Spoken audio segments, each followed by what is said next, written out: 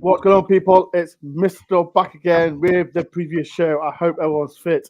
And, well, it's been a crazy 48 hours, people. Crazy. Right, before we do start the previous show, as you know, Nottingham Forest are in Greece to play Olympiacos, our sister club, as everyone calls it. Olympiacos will vice versa and call us a sister club. So it is what it is. So Forest are in Olympiacos today and playing tomorrow. But unfortunately, I couldn't go to the game because it's my daughter's birthday. But I'll hopefully be watching the game tomorrow so I can see how we play against Olympiacos. If you are new to a channel, please do hit the like button, subscribe if you know, and comment below, people.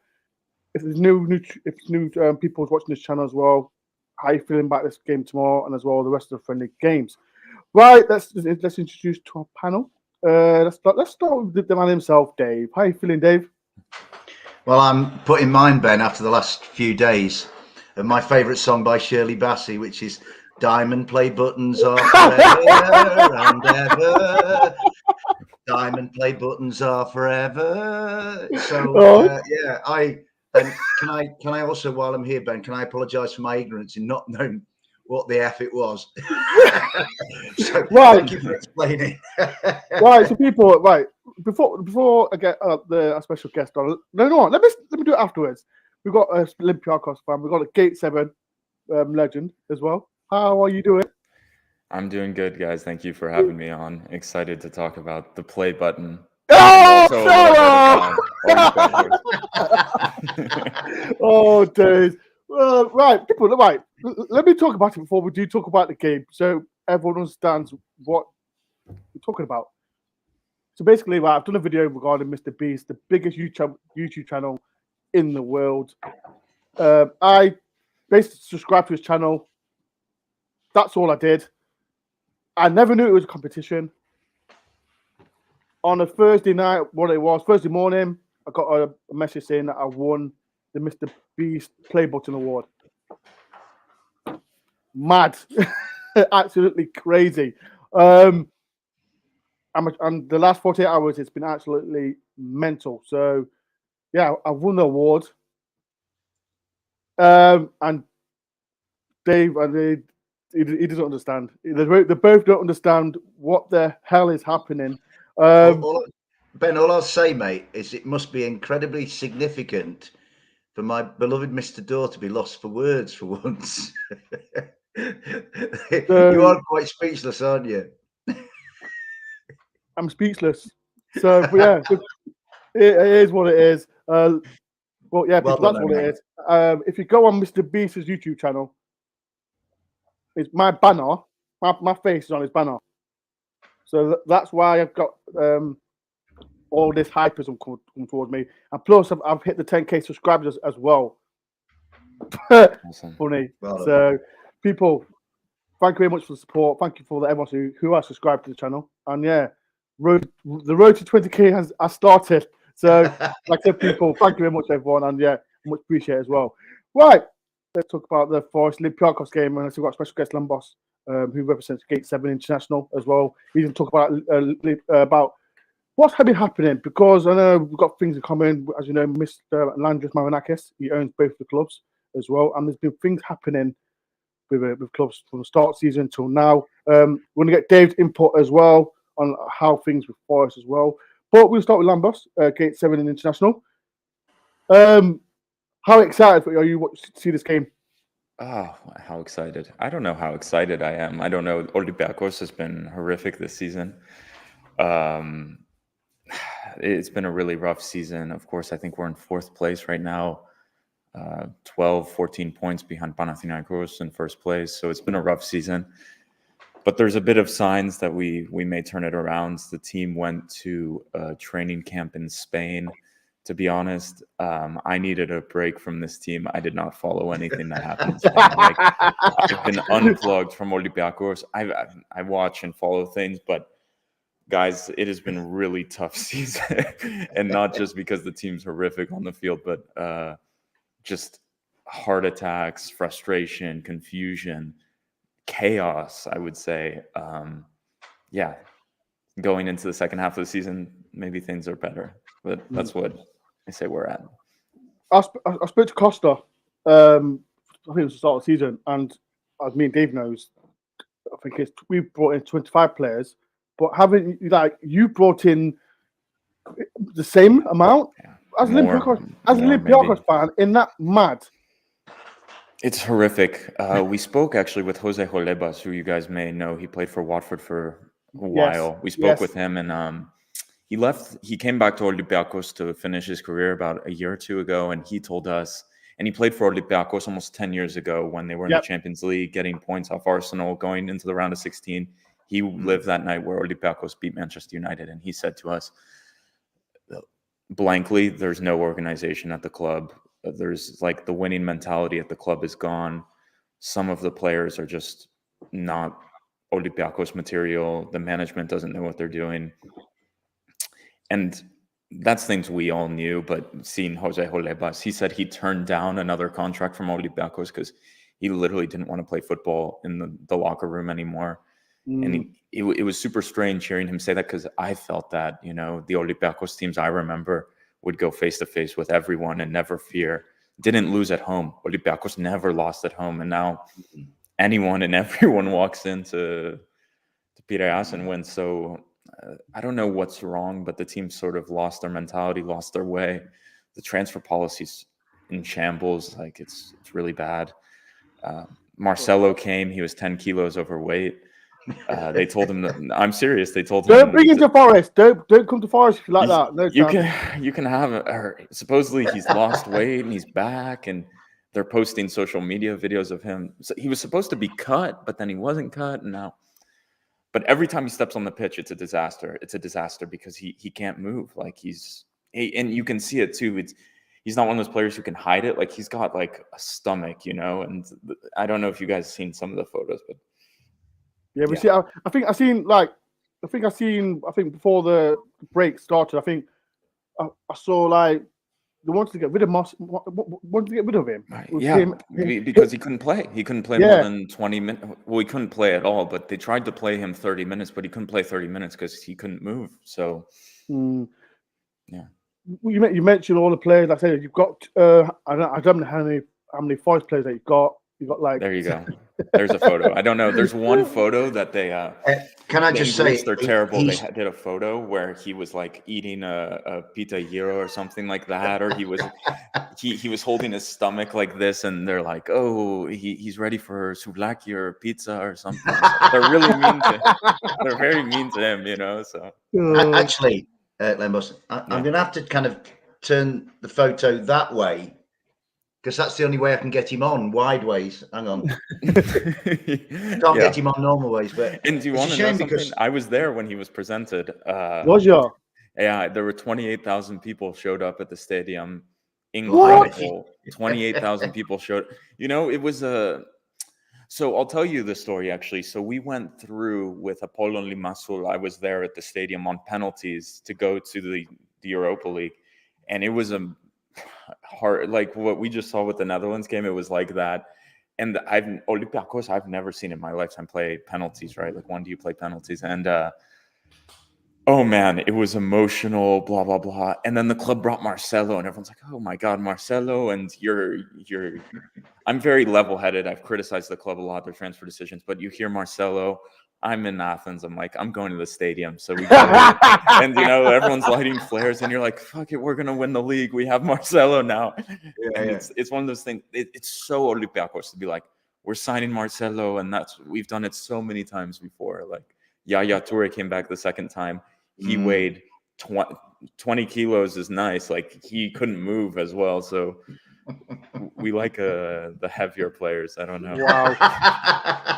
It's funny, like you mentioned Marcelo, like I said, we talked about the 26 players that you got, and as well, you got 2 ex-Forest loan players in Josh Bowler, and I can't pronounce what's Guijo. The worst striker you've ever seen in your life. Oh, really? Days. He's horrific. I was in the stadium again for his second game or his first game, and he skied a shot inside the 6-yard box on a perfect cross, and you're like, if you don't make that goal, your first goal when you play for Olympiacos, you're in trouble. It's like one of those, you don't get he's played 13 games, hasn't scored a goal or given He gave 1 assist. I was in the stadium. It was the same game. He gave the assist. But do you feel like, so when you signed him, was it strange to you as an Olympiacos fan? Because it was strange to me. I don't know if it was strange to Dave. I think it was. Like getting him and Josh Boyler to your club. Was it strange to you lot? none of the transfers really make sense, to be honest with you. Josh Bowler made a lot of sense because our wingers are really poor. We have Yorgos Masouras, who's a Greek international, but is in really poor form.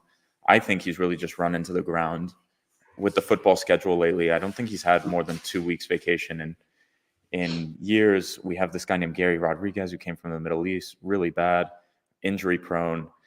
And then you look down the list, we signed Conrad de la Fuente from Marseille on loan. Yeah.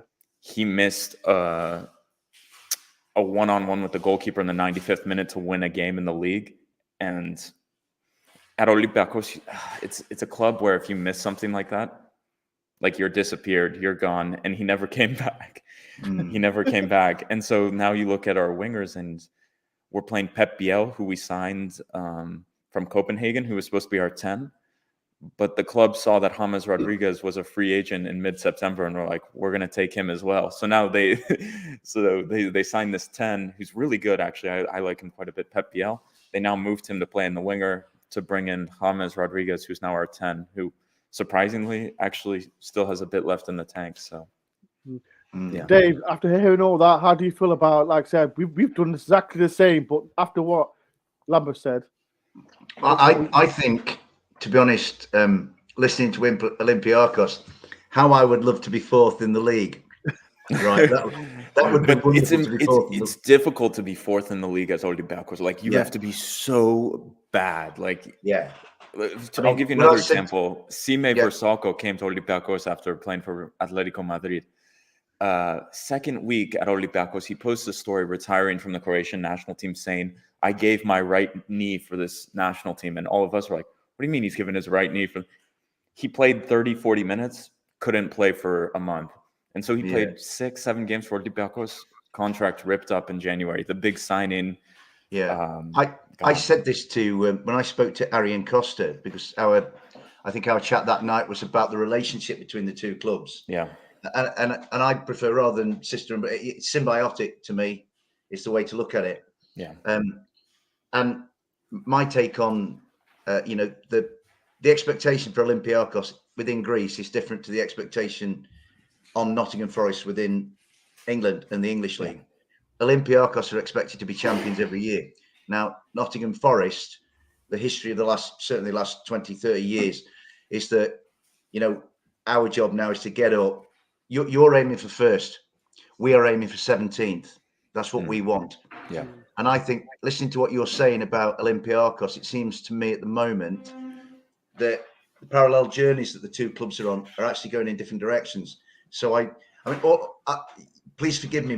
I am relatively ignorant about Olympiacos. All I know about Olympiacos is I saw they lost to Maccabi Al Haifa 4-0 at home, and there was like pandemonium. With Nottingham Forest, I feel that while Olympiacos are kind of going in that direction, I feel Nottingham Forest gradually. They're not going on a steep incline. They're going on a gradual incline.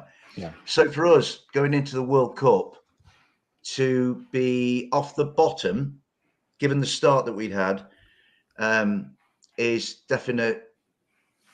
It's a clear sign of progress. And I think with us, this issue with the 22, which so much has been made of in the British media and by rival clubs, none of whom understood the necessity that Forest were forced into by events from the playoff win in May. That team was always going to kind of break up because of the number of loans, the number of people at the end of contracts, and frankly, the number who clearly weren't good enough for the Premier League. So, but what I'm pleased about is that early on we played into the media's, to my way of thinking, slovenly take on what Forest were doing in terms of recruitment, and slowly but surely. Again, if you take into consideration the last 6 games we've played, we've only lost 1, and that is to Arsenal, who are 5 points clear at the top of the Premier League. Yeah. So slowly but surely, Steve is bringing the 22 together. And I watch the body language of my team very closely. I'm interested in the psychology and how they interact and how they relate to each other. And Ben will agree with me because he sits in the tier above me in the Trent end, the City Ground, and we watch. There is no friction whatsoever amongst any of the Forest lads. Right? There's no friction within the club. There might have been earlier on in the season, but that has gone now. Interesting. And we have a thing. We have a thing in our club where we have a camera trained on the dugout. It's called bench cam. Bench cam. I brought that. I'm taking credit. I brought that in. Yeah. The thing is, Lambros, bench cam is really revealing because it's there and it records for video for us as fans to see how players who are not in the 11 react to events on the field. Yeah. And as of yet, some people might think differently. I've not yet seen a Nottingham Forest player sulk or be angry about not being in the 11. Of course, as professionals, they all want to be starting football matches. But our backups, if you like, are as happy. So Jesse Lingard had an excellent game against Tottenham. He scored his first goal for the club, and he's been under great pressure because of who he is. He's kind of like our Marcelo, but obviously he's half the size of Marcelo. Yeah, thankfully for you guys, yeah. Yeah. Now, when Jesse scored, all of our subs were out of the dugout, jumping about, happy for Jesse. Yeah. So to me, that is just one example of how I believe Forest are blending and coming together. And I said before the break for the World Cup that I didn't believe that anybody, ourselves and people who don't support Nottingham Forest, I don't believe that anybody yet has quite seen the best of Forest. Yeah. And we might not for another 2 or 3. I mean, when our schedule when we come back, so we play yourselves tomorrow, Saturday. and then Valencia, I think, in a friend. Valencia, yes, I'm going. I just want to tell everyone I'm going to Spain. He's our cultural attaché to Spain next week. And then we've got a lovely pre-Christmas treat in sunny, well, actually not very sunny Blackburn in the League Cup. Oh, okay. And then we go to Manchester United. That's our first game back now. Easy game. That's easy. We'll beat them. We'll beat them. Might think that. But putting all of that aside, I see shoots of something really positive at Nottingham Forest. That's good. But obviously our situation is vastly different to yours. Our situation is we've waited so long. We've put up with so much mediocrity for 23 years. Some dreadful Nottingham Forest teams, some appalling coaching appointments, some truly dreadful recruitment, which is an underlying theme of the last 20 odd years. So for us now, having reached that place that we wanted to get to, we have to consolidate. And then if we can consolidate, we can then develop in the way that, say, teams like Brighton and Hove Albion, Brentford, Aston Villa, those teams have now become established again in the Premier League. That's what we want to do. So, as I say, from my distance, and please forgive my lack of knowledge about Olympiacos, but what I do know is that Olympiacos, given their history, given their sort of, it's a majestic history in Greek football. They need to be winning the Super League or whatever it is in Greece every year. Now, so it's a different situation for us. I mean, obviously, for us, the interest is, Hwang Hee-jo, I watched him for South Korea, and I kind of thought, well, he will never play for Nottingham Forest. Yeah, but I hope for you guys he never plays for you. No, I think there was a miss. I think there was a game that I watched, and he had a clear-cut chance, and he, I think it was about and he skied it. I've literally seen that before. Yeah, almost going out the stadium. And I thought to myself, we've got him. I was like, okay, leave him at Olympiacos. Yeah. He skied it against Uruguay, and the shot went that high, it hit the Hubble telescope. No, I promise you, I saw the. Is he that bad? Is he that bad, though? He's not bad, guys. He like, I've never seen people make so many jokes, or like, Olympiacos fans are really mean. I should say that they're a bit harsh, but like, this guy is like a meme at this point, honestly. Okay. Right. Let's talk about Josh Bowler. Is he good? Is he good? He hasn't had a chance, to be honest with you. He came at deadline just randomly. Yeah. Right. Let me say that as a Forest fan, I think Dave and all Forest fans will say exactly the same. We didn't understand what happened. I saw him actually. I was so the games I was at, I was in the press section, and so afterwards I went down to where the players exit, and I spoke with some players, and I saw him, and it was just like so odd, just like having this English guy and around, and I don't like just by himself as well. It seemed like he was so out of place, like it was so random, Yeah. and no one was, the players weren't interacting with him much, and I was like, No. this is so strange. And you see, that worries me. And so with Josh, I feel I was fortunate enough to watch Josh play twice last year against us in the Championship. Yeah. And in both, we beat Blackpool 2-1 at home, and then we went up there in April, and we were fantastic. We smashed them 4-1. But in both games, Josh stood out as the shining light in a plucky, if limited, Blackpool team. And so, given that we knew something about him, we should seen the evidence in front of us, and he obviously knew quite a hell of a lot about Nottingham Forest and what it means in English football and its stature. I mean, a stature as a football club, not necessarily stature off the field, because we've been so poor for so long. For him to then go to, and this is no disrespect to Greece, it's a beautiful, wonderful country. I've been there.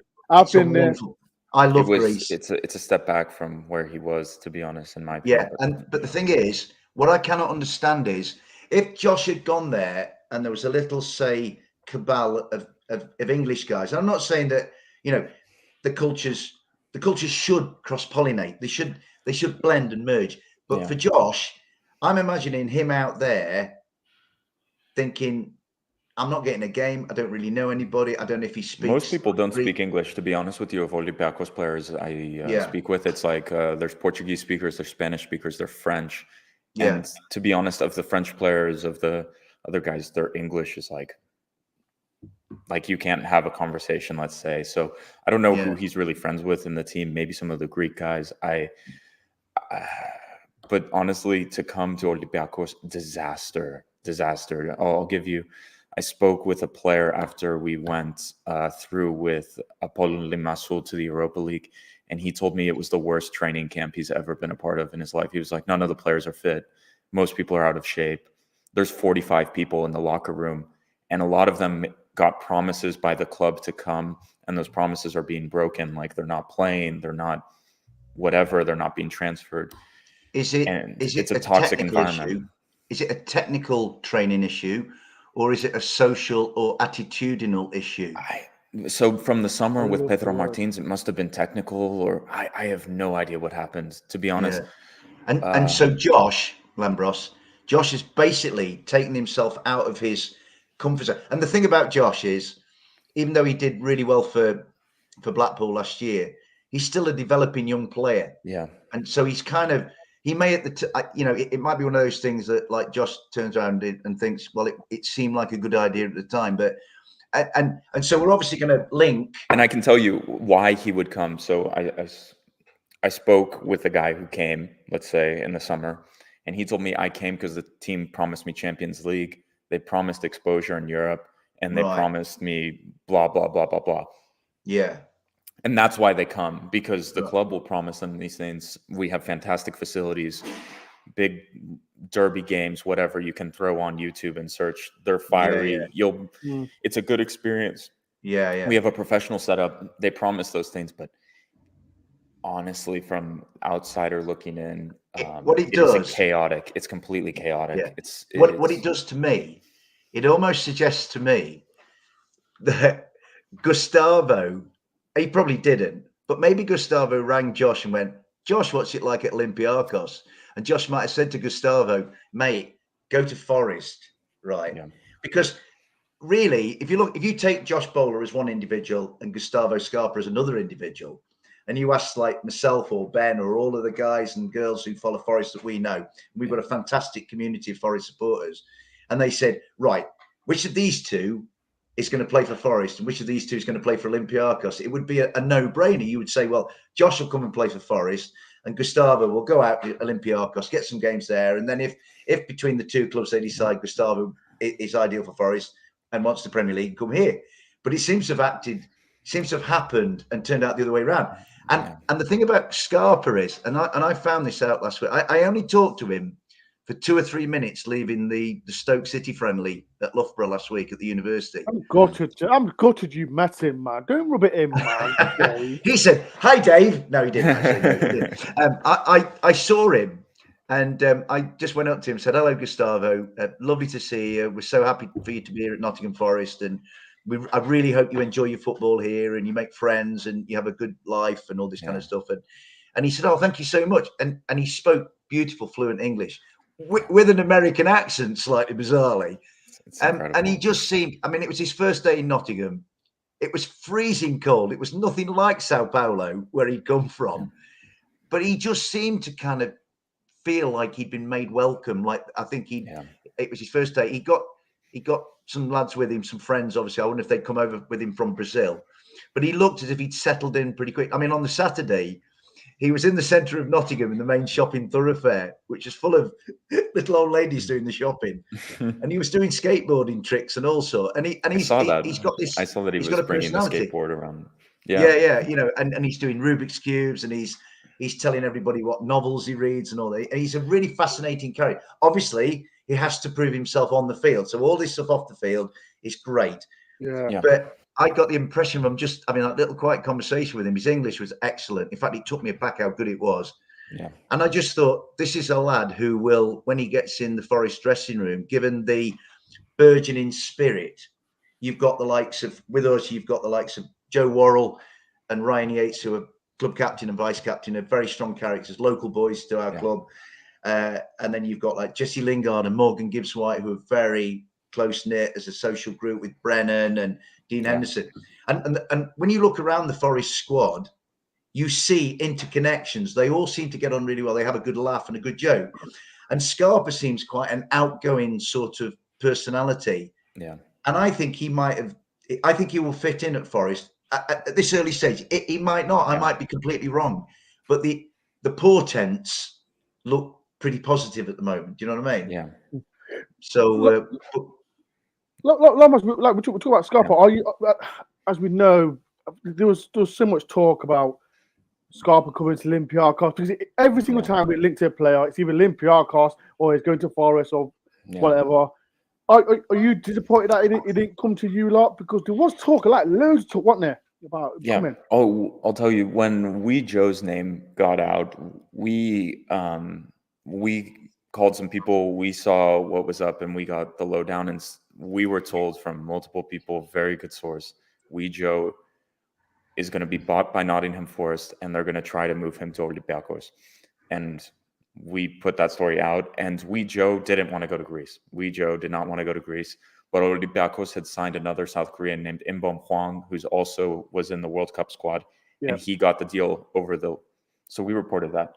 So when Gustavo Scarpa's name came out, and what you need to understand real quick about Greek media is everything is fed from the club. There's a few sources, and we can bring it offline, and I'll give you the ones, who are basically the club's mouthpiece. Like, the club gives them news, and if they put it out and say Scarpa is signing for Olympiacos, it's done. He's signing. Or if rumors say blah, blah, blah is not chosen by the coach, he's out of the team, right?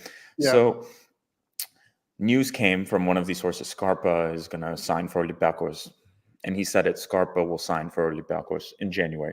We also did check, and they told us the same thing. Scarpa signed with Olympiacos. But now that Nottingham Forest is around, we made some calls, maybe people around Nottingham Forest, around the club. And they told us, we have no idea about Scarpa. Scarpa's not in our plans. Like, he's not even considered. Yeah, and I think that's what I was saying. The thing with that, Forest will never release. They'll deny everything. They'll deny everything for sure. But what I can understand was they were using Forest to get him to Olympiacos in January, from what we understood. And that's what we were told. And slowly but surely, the Brazilians started posting he signed for Nottingham Forest, which I don't think Nottingham Forest or Olympiacos wanted that to go public where he signed, because I think the plan was to move him. And the Greek press changed their tune, and they said he may have signed for Forest, but he's playing for Olympiacos. That's agreed. And the Brazilians said, no, he's not. He only plays if they're in Europe. Greek press said no. And these are people from Olympiacos. Like, I promise you, if they say it, and they're being trolled right now because Olympiacos fans are making fun of them. They said he's signing, and I promise you, that's from the club itself. They got the letter that Scarpa's signing. They posted it. So what happened? I really hope someone in a newspaper because in Greece there's no such thing as in this country, Lembros. Over here, mate. Scarpa, right? Ben and myself, well, Ben, the main man, and we come on, Ben's brilliant podcast. Yeah. And we had this long pre-season of like, who were Forest going to sign? And we had these shows about, right, these are our 5 that we want, and these are the 5 and whatever. Yeah. And Scarpa's name kind of cropped up, but it was like a complete outlier. It was right on the edge of our conversation. It makes no sense as well. Why would you bring this guy who's never played in Europe when you're fighting? Does it make sense to you that he would play from the start? Let me put in. He's 28 years old. And the age profile too. I don't know. I don't want to be the conspiracy guy, but there's a story there. There's a huge story there. Right, let's keep it real, and because as people know, we've got. Does it fit Steve Cooper and Dave Murphy's remit of bringing? Well, not Ben. Not if you go back to the remit. About a year ago, just over a year ago, Lembros, when we were at the bottom of the Championship. Yeah. We played Cardiff City at home on a Sunday afternoon. We got beat 2-1. We were appalling. And Cardiff City, a very poor team, but they beat us. Yeah. In that programme, there was a 3-page article by Dane Murphy laying out bullet points of a recruitment strategy for Nottingham Forest. Yeah. One was to slim down the size of the squad, more academy players coming through, but generally a ceiling in age terms of 26. That was in place when Steve Cooper wanted to sign Steve Cook, who was terrific for us at the end of last season. Yeah. Now, Steve Cook had been with Bournemouth he got tremendous experience in the Premier League, but Steve Cook was 30. Now, in order to get round or to overcome that 26 years of age ceiling, Steve Cooper had to go to the board and provide a PowerPoint presentation as to why Nottingham Forest should sign Steve Cooper. So the thing was, at that point, I got it in my head, right, that's what Forest's going to do. Nobody over the age of 26. But what's happened is, I think that where Forest are unfortunate is a way that they're almost victims of their own really rapid success, because it all happened so quickly. The teams who came up from the Championship last season, so Fulham knew they were going to be promoted long before they did and could prepare. Bournemouth had already signed Premier League standard players thinking that they got a pretty good idea. Forest could never be so conceited or arrogant as to think we must sign these because we're going to win the playoffs and go up. So Forest they got up through the playoffs, and then it was, right, shit, we better sign some players now. And so I think the strategy was adhered to in the early part of the recruitment process leading up to the start of the Premier League season. But then I think what happened was that they got a bit kind of signing happy, if you like, and started to sign lots of players, which then kind of spiraled into the 22. But what we were doing, and I like to think I'm talking on behalf of the Forest fan base, a lot of them, we would like any of the guys that we didn't know, so like Taiwo Wanyi or Oral Mangala, to name a couple, Remo Freuler, people like this, who've now signed for us and who are part of the fabric now. We would go to YouTube and look at their highlights montages. And I went and looked at Scarpa's, and I was really impressed. And I thought, this guy has won a Brazilian title with Palmeiras. He's won 2 Copa Libertadores, the South American equivalent of the Champions League. This guy must be a decent player, to do that. But he always kind of stayed on the outside. And I think what the vast majority of the Forest fan base did between the start of the season and sort of a couple of 3 weeks ago is kind of forget Scarpa. I kind of didn't. So what I did, and I'm not saying I'm clever or wise after that, nothing of the sort. You are clever, Dave. You are clever. Bless you, mate. He's so kind. But it's because I've kissed his backside about the diamond play button, Lembros. That's what it is. It comes back. The thing is, I kept Scarpa in mind and I read his Wikipedia, and they were referring to him on there as a soon-to-be Nottingham Forest player. And I kind of thought, well, surely he's an Olympiacos. So I think that the buzz in Nottingham around Scarpa has really only come to be a buzz and a sort of a slight frenzy of excitement in the last sort of 3 or 4 weeks when it it is happening. So it's a kind of a weird one, and like you say, and you're implying, and from what I can gather from what you're saying, you've got really good journalistic media contacts. When we try to do this, we tried so hard to. We're just fans, but we really, because when I say the media in Greece is so backwards, like you cannot imagine. Like it comes from the club, Ours and is that's what not they great, put. honestly. They copy and paste things. The club gives them an email, they copy, paste, boom. So we've been trying to do that, and slowly through this project, we've made relationships. And when we post something like this is for sure, we also work with someone who's a journalist that is like, yeah, we would run this at a newspaper. So when we say it's for sure, it's for sure. And we've gotten rumors wrong, which we put, it's a rumor. But I promise you, I think back of the messages and stuff, and I would run it today again, saying he was signing for Olympiacos. Full stop. Full stop. We spoke to people in Brazil, we spoke to people in Greece, spoke to people in the UK, and I promise you, back then, he was coming to Olympiacos in January. I don't know what happened. I don't know what happened. But if you were to hazard a guess, would you say that his agent or his team around him kind of said to him, did they I can tell you exactly what happened, actually. Did they look at Olympiacos and then compare them to Forest and say, actually, Gustavo, that might be the better location for you? Yeah, so I think he wanted to go, obviously, to Forest because he wanted to play in the Premier League. But two, his coach at Palmeiras came there from, guess where, PAOK in northern Greece. And reportedly what he told him was, don't go to Greece. Don't go to Greece. Right. Don't go to Olympiacos. The coach, forgetting the name, they'll kill me, the Greeks, but I forget his name. But he went to Palmeiras, and from what they understand, they told him, just don't go because it's unorganized. It wouldn't be that big of a step forward. You're 28. You want to go. If you make the step, you want to play in a big league, and play in the Champions League. If you're going to play in a league like that, so and again, with great respect for the Greek league. No, honestly, it's a mess. You don't need to say with great respect. It's a mess. Yeah. But the thing is, mate, whether we like it or not, La Liga or Serie A or whatever, Eredivisie, the Premier League is the one that these guys want to go for. So, if I'm Gustavo and I'm 28 going on 29, he'll want to be able to tell his grandkids in his dotage that he played in the Premier League. You know what I mean? So I win the league for Forest, Dave. Yeah. Oh, that'd be wonderful. No, fair enough to the guy. I think he played it super well. And Costa, if you guys have him back on, has a theory that he played it because what we were told when we first were learning about Gustavo Scarpa that we heard from Brazil was he's really smart. He's like an intelligent footballer. He knows what he's doing. Like he knows football. He knows what he's doing. So, mate, that is absolutely correct, mate. I cannot agree with it more.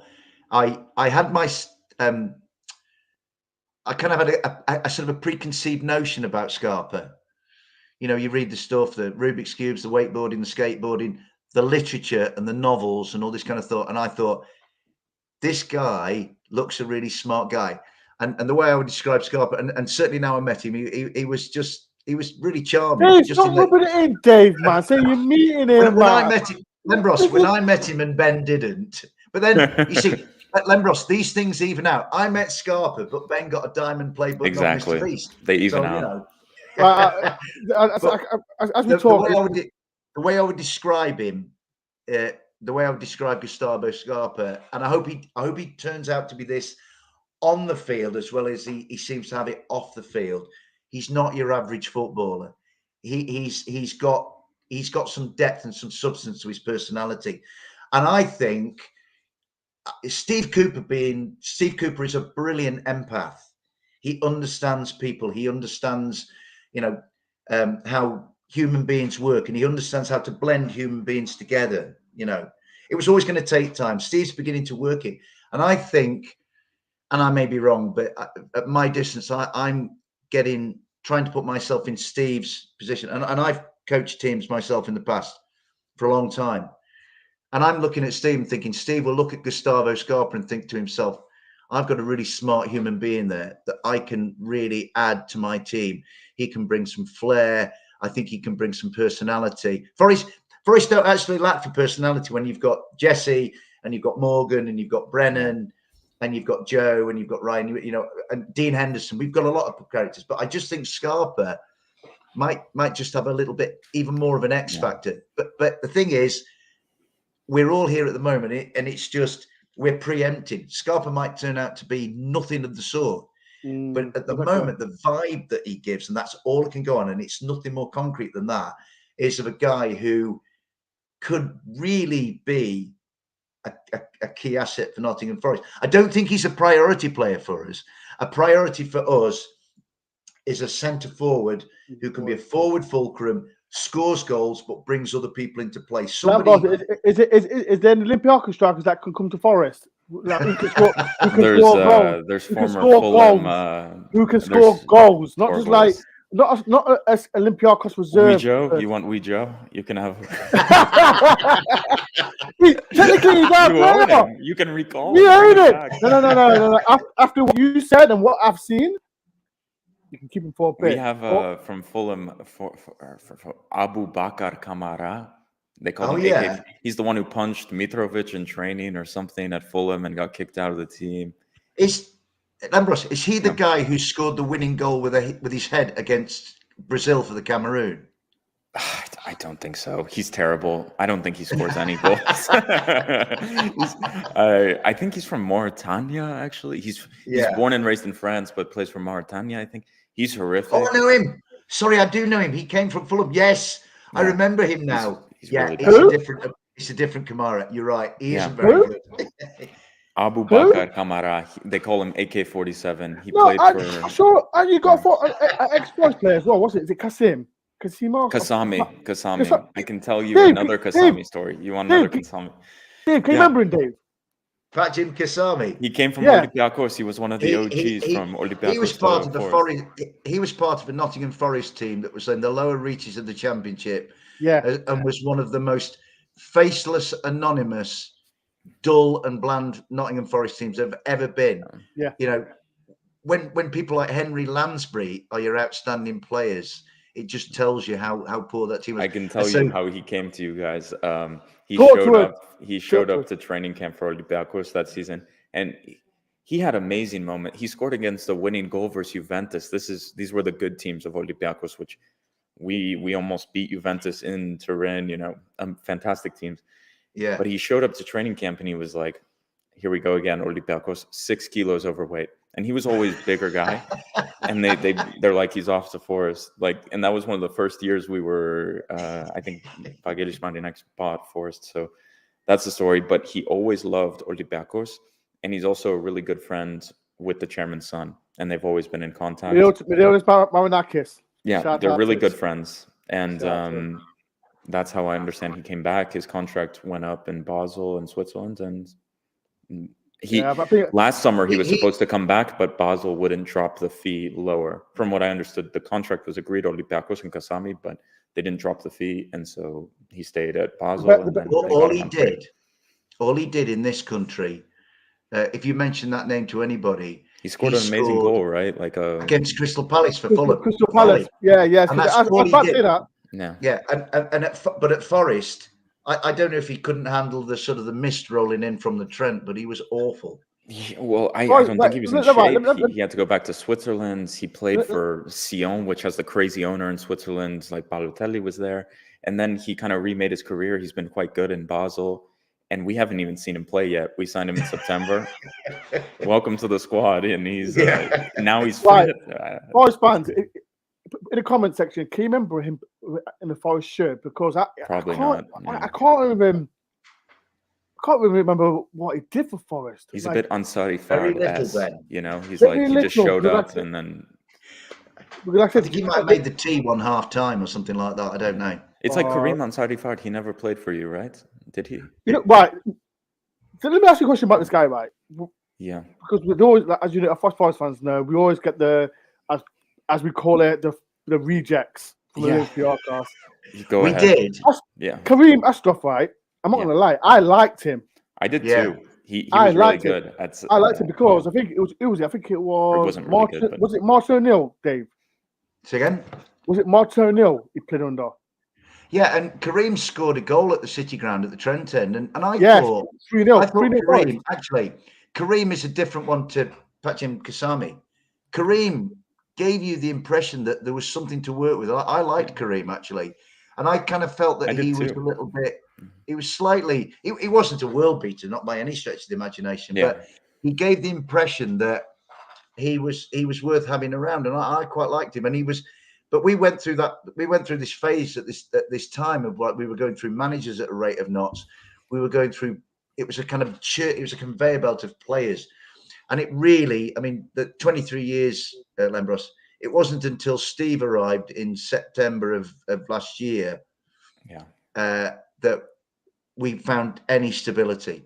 Yeah. And I mean, what Steve has done in the club. I mean, there are some people who've been wanting him out and all this kind of thing. I mean, You guys they wanna almost get went rid of full Greek. You got bad Yeah. results, and you almost forgot about it all and fired him. Yeah, yeah. That's the. I'm so surprised you didn't fire him. I mean, after the Leicester game from Greece, I thought he was done. Yeah, done. we went to Leicester on a Monday night. Ben was stood next to me, and James Maddison and Leicester City just tore us to pieces.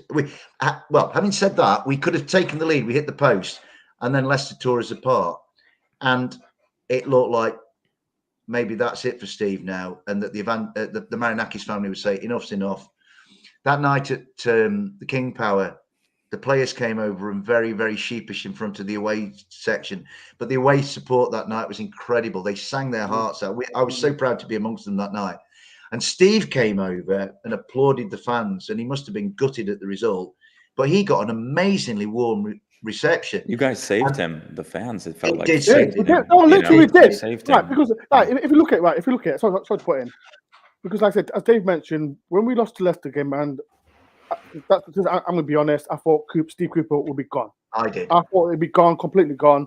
But we've got to, as Forest fans, we've got to look at it like. So I'm not going to mention people's names in here. He's the man that got us to the Premier League. He's the man that got us to the Premier League. And when you see Forest fans saying, "Oh, get Cooper out," blah blah blah, I'm like, come on, give the guy a chance. And then was it 3 or 4 days later, Dave, he got the contract. Well, we went to Leicester on the Monday night, and it was a game in the schedule of that weekend. It was the last game of the weekend, so it was on the Monday night. So it kind of stood out like a sore thumb from the rest of the fixtures. Yeah. Leicester were bottom.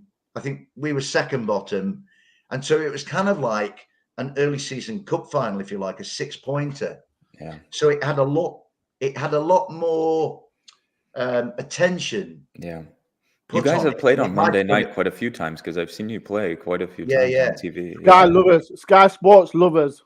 Yeah, but the thing was, we were shocking, and then for the Tuesday and the Wednesday, like Ben said, we were all kind of thinking, well, he's done. I didn't want him to go. A lot of other people didn't want him to go, but obviously the owner has the full power. It's up to him. I've got no say in the matter, And then I was out getting some shopping for my parents, because I look after my parents. They're old, and a friend of mine who runs a fruit store in England. Oh, here we go. You see this story? Here we go.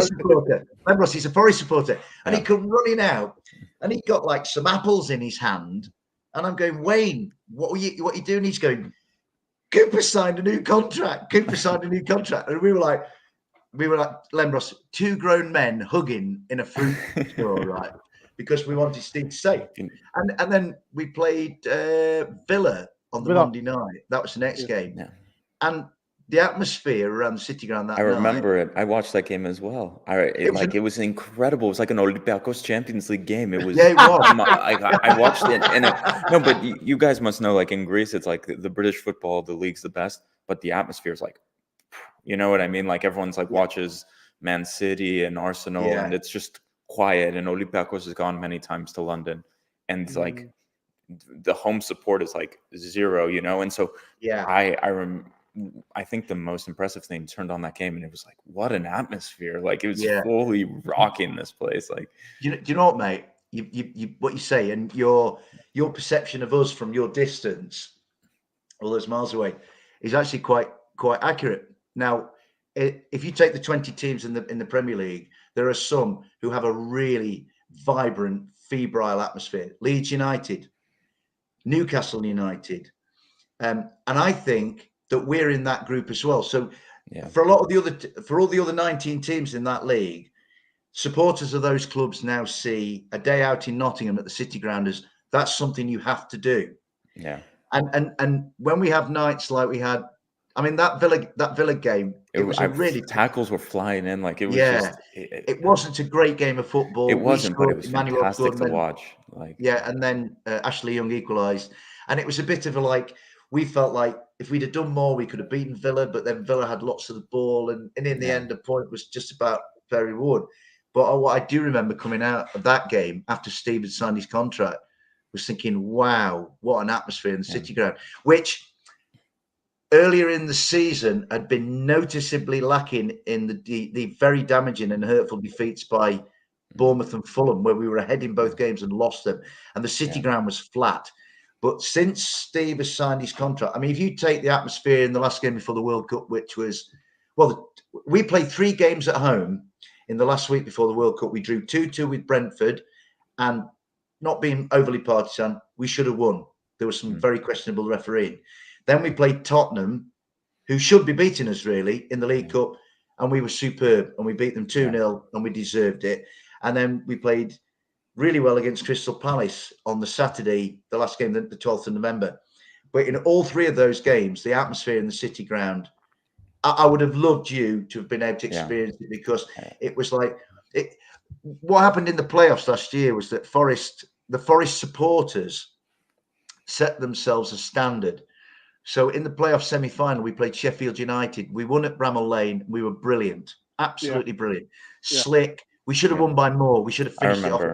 Dave, I keep watching that came up Bramall Lane as well so many times. I thought especially the first half as well. We said so many chances. Yeah, but in the return leg, Forest were really, really poor in the second half. So we were 3-1 up on aggregate. Sheffield United deservedly drew level on aggregate, ahead on the night, but 3-3 on aggregate. And the players, the lads on the field, and to a certain extent, Steve and Alan Tate and his lads in the dugout, they kind of looked as if they were in like a bit of a limbo. They looked like a bit lost. But the Forest supporters were astonishing. They sang from minute 45 to minute 90, and it was truly astonishing. And I love deeply my club, and I want to tell everybody how great my club is. And I know there are things about my club that aren't great, but I'm telling you, I'm so proud of the Forest supporters, especially away from home. We go to other stadiums, and we make what they do at Manchester United and Manchester City and some of the bigger clubs. You almost get a sense. But even I can give you an example. Olympiacos played Burnley 3-4 years ago, and the stadium wasn't even full. It was like 75%, and the atmosphere was dead. I had friends who went, and it's like, shouldn't this be one of their biggest games? I don't know if Burnley's ever been to Europe. I remember. No, they didn't. And we walked them. You know, it was like so strange, and so.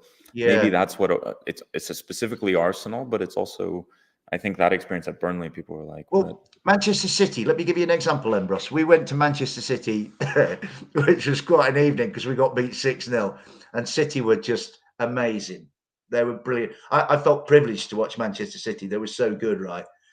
And, Very good. They were magic. And I remember being a little bit late to get into the stadium, running to the Etihad, towards the entrance to get into the ground about 5 minutes after kickoff.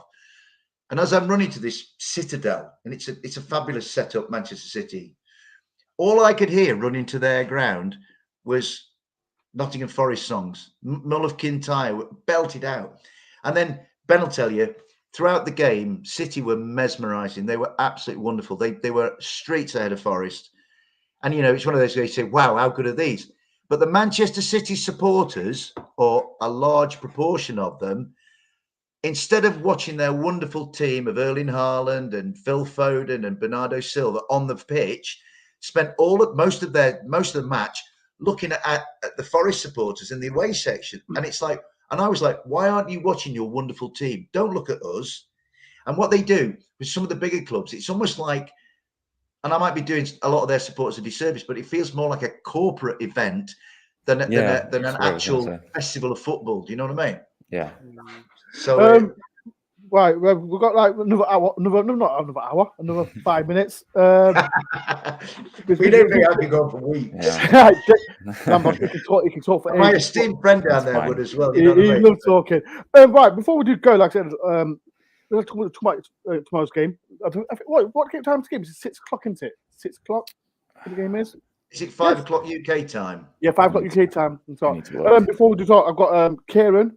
Where is it? Kieran, you've been a member for 11 months.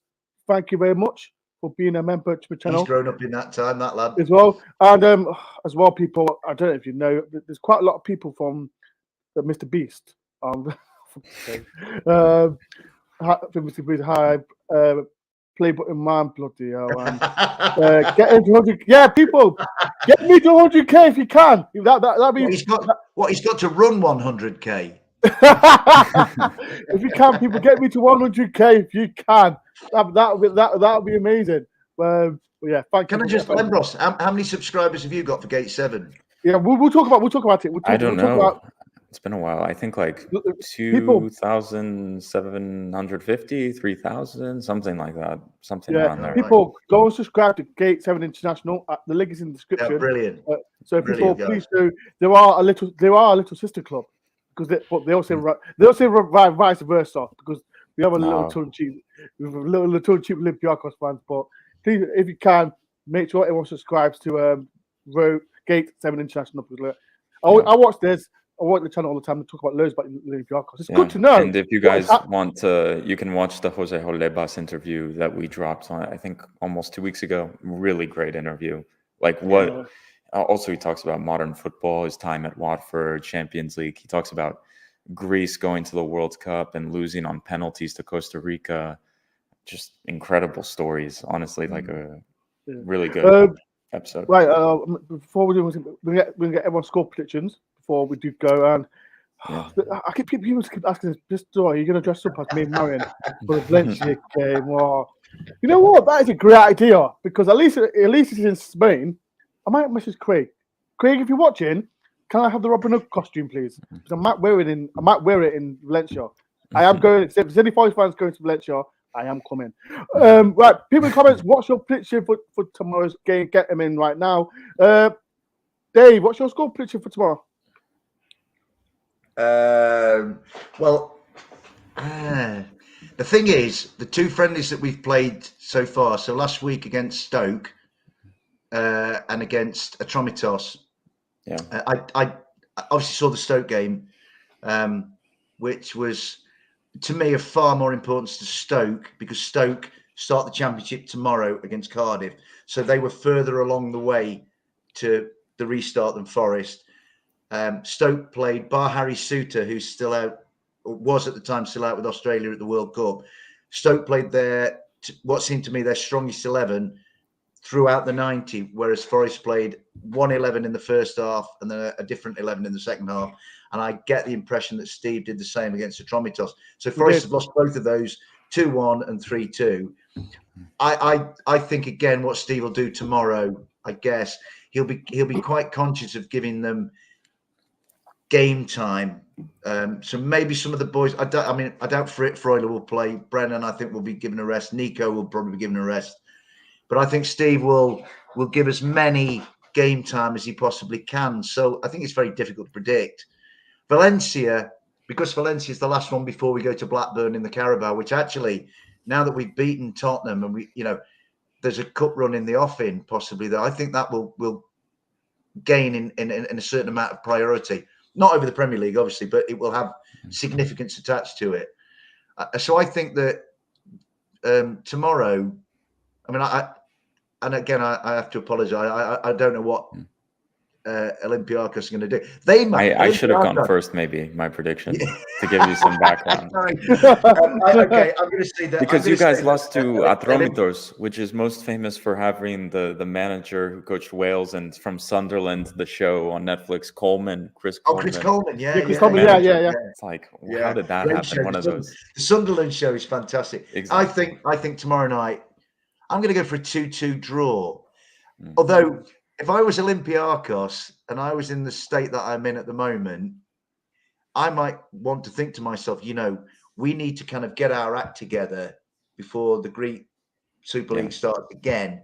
And we could do with putting down, not necessarily kind of ignore Forest, just play the game and set a marker for themselves for when they restart. Because, if they're fourth in a league where they're expected to, it's like in Scotland, it's Celtic or Rangers. If they're not first or second, then that's a crisis and a disaster.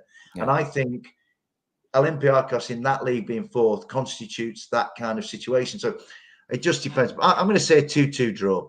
Yeah, but really, and Olympiacos out of Europe and completely with, I think we got 1 point in our group.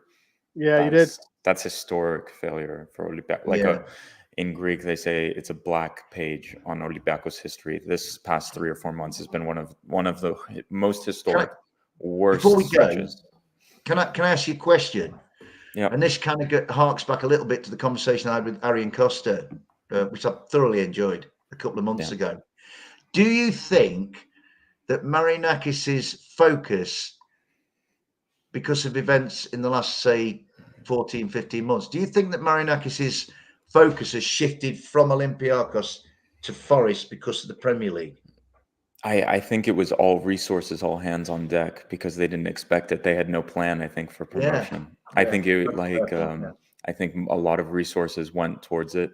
And also they stepped in, I think, and made some signings and did some things their way, which goes under the radar at Olympiacos because there's no media and the fans don't talk.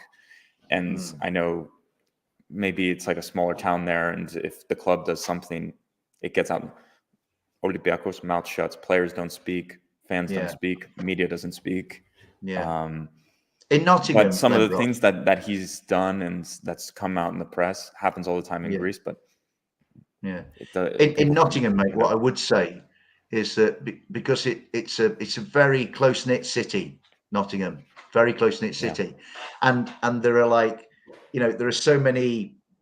Seems to be there's such a diversity of YouTube channels with views about Forest. There's so much. There's almost actually with Forest, it's kind of an opposite situation where you've almost got too much information to sift through to kind of try and find the, if you like, the pearls amongst the swine.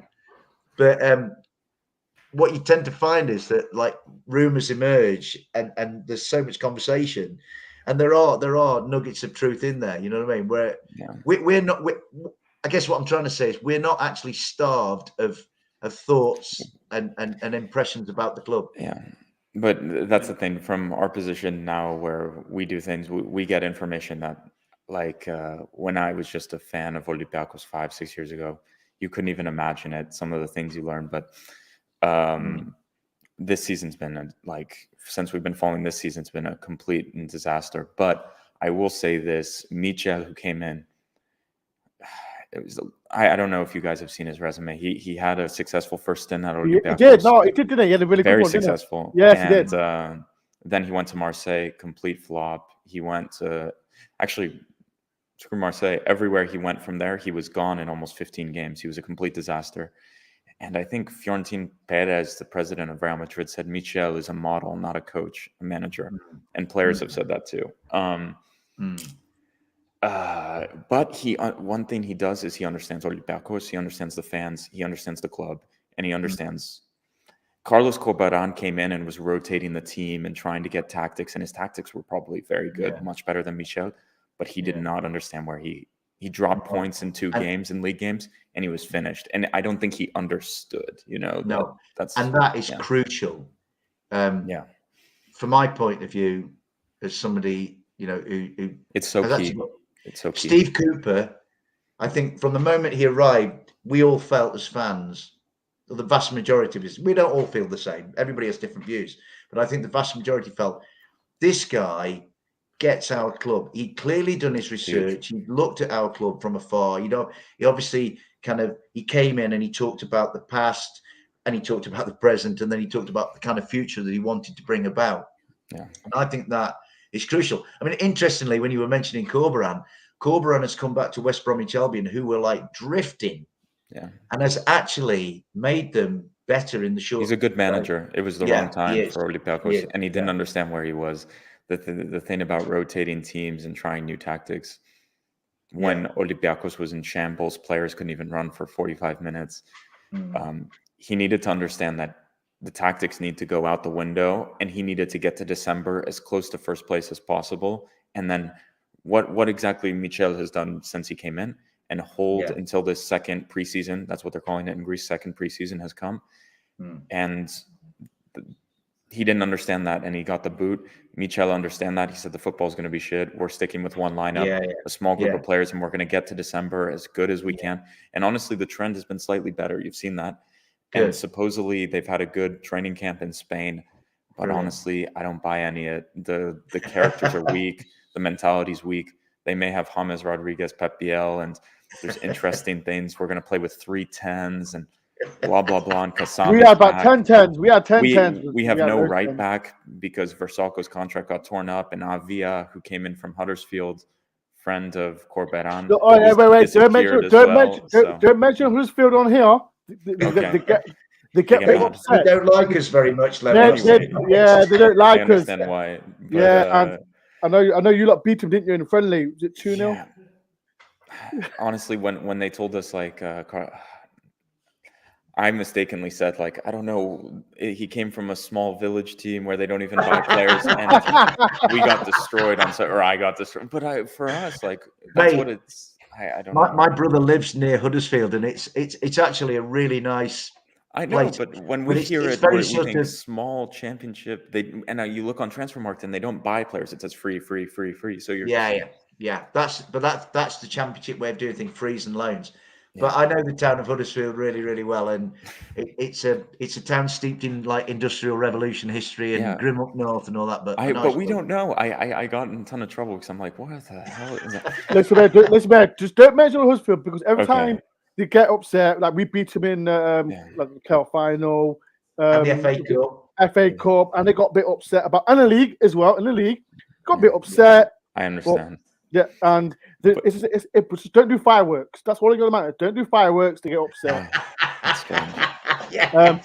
Lambs, you've been called a fraud. Do you know who this guy is? Yeah, that's Costa. That's Costa for sure. That's him right there. You're disgraceful. Don't come in there and call him a fraud. I'm joking, playing. Let's see what happens. The thing is, still, we don't have a right back, so we're playing a Greek player who is supposed to. Hey, what's his name? What's the Forest? What's his name, Dave? The guy we got from Olympiacos. Drager. Mohamed Drager. Take him back. Drager sucks, man. No. Listen to me. For Tunisia. He actually didn't look too bad, I didn't think. He was horrific. No, Dave. Listen to me. Before we do go, I watched Drager in. I think it was an under 23 game. He played 60 minutes. I know he was supposed to be really nice guy though. Really nice guy, but on the pitch, not for me. No, and for of course, you can have him. Marinakis Junior, you know what to do. I know he's on loan. He's on loan to someone else, a Switzerland side, I think he is. Yeah, I couldn't tell you honestly. We're bringing in this guy from Flamengo. The last right back we brought in from Flamengo came with Jose Jolebas, a 37-year-old Rafinha who used to play for Bayern Munich, if you remember. He lasted 3 months. Bye-bye. So I'm expecting the same. Let's see what happens. What will the score be? Lambro, what will the score be tomorrow night then, do you think? To be honest, Olympiacos, I think, is going all guns blazing. Like, this is the last one before the season. They're going to go with Pep Biel, who I think, if you guys are going to look for players, maybe that's something. Pep Biel and James, of course, is going to play. And Fortunis, who's a fan favorite of Olympiacos, was cast away, didn't go to the original preseason, sat on his massive contracts, had 2 knee surgeries. He's back. Somehow he's brought himself back. He's going to play. He's back in the fold.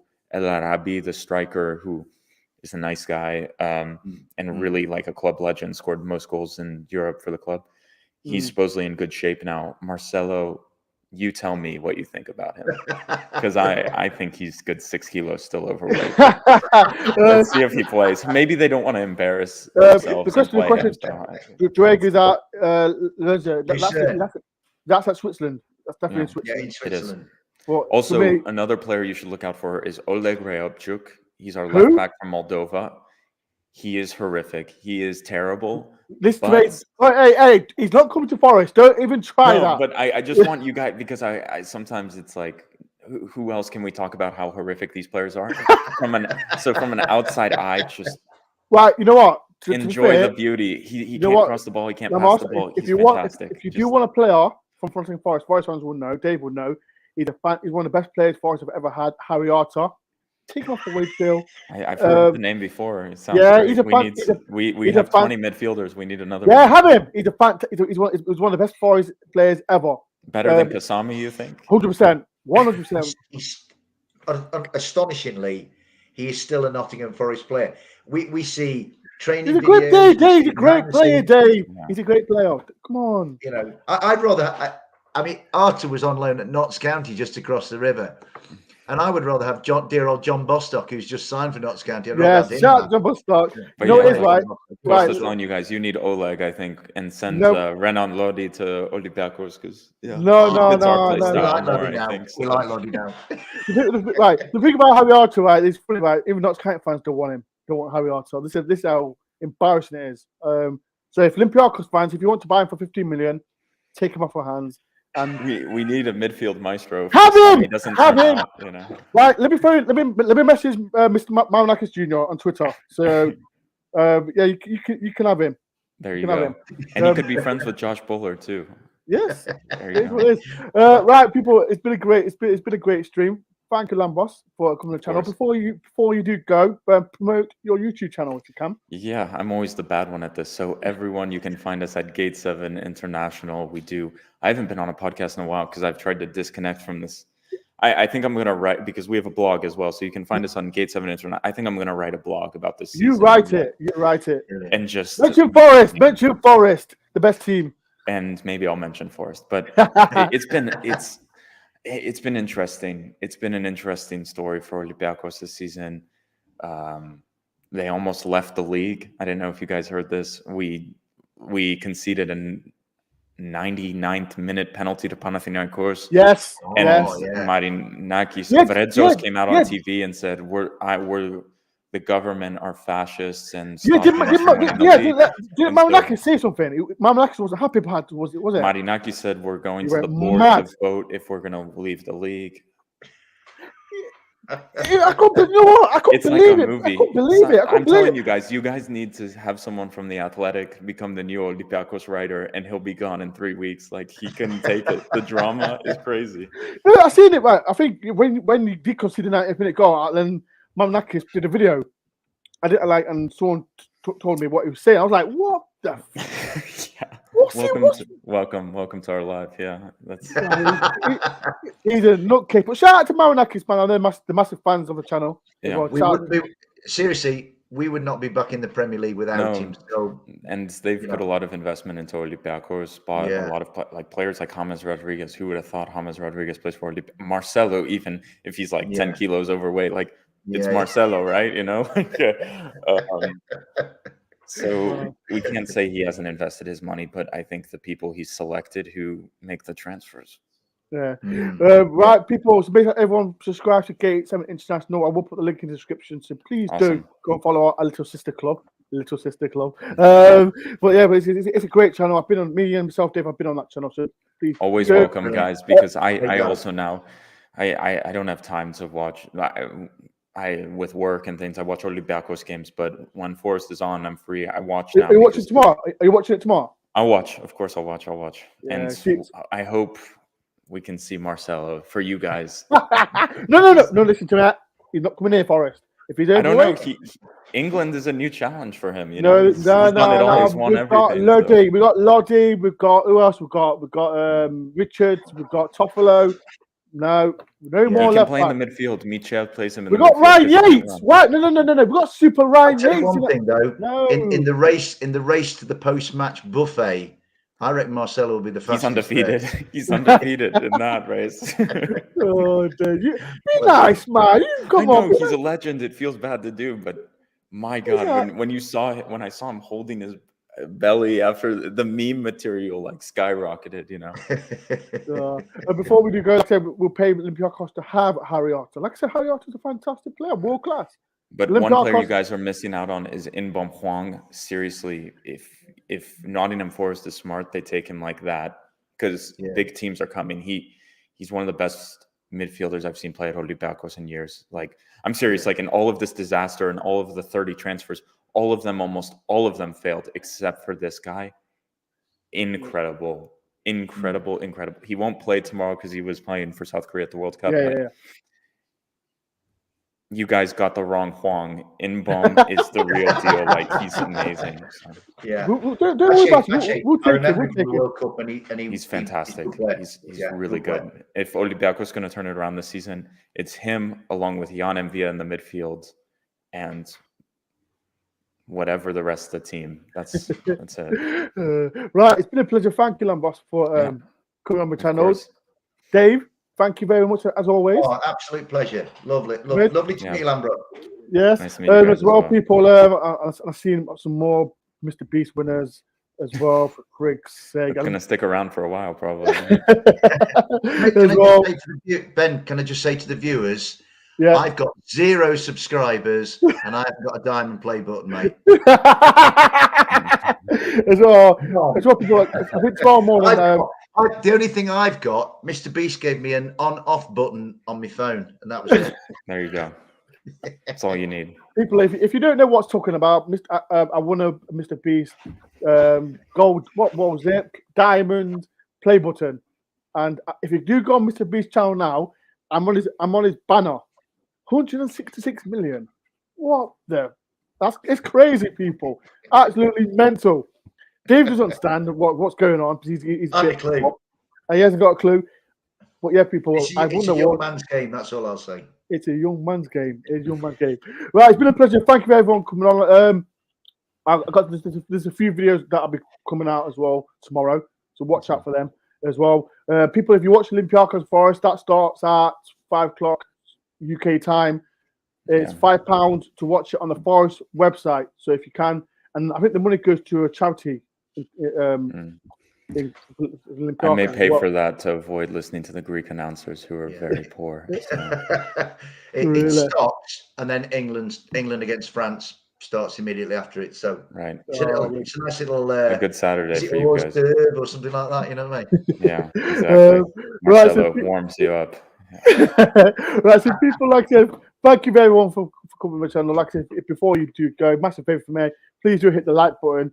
Subscribe if you're new. Like I said, people have reached 10k. Thank you for everyone, especially the people of MrBeast's channel that has come on my channel and subscribed as well. Make sure everyone subscribe to K7 International. I will put a link in the description as well. And yes, the vlog will be back. Dave will be back. The crew will be back on my channel soon. It's going to be amazing today, amazing time. But like I said, people, thank you everyone for taking part, and I'll see you soon. Peace and love, Forest.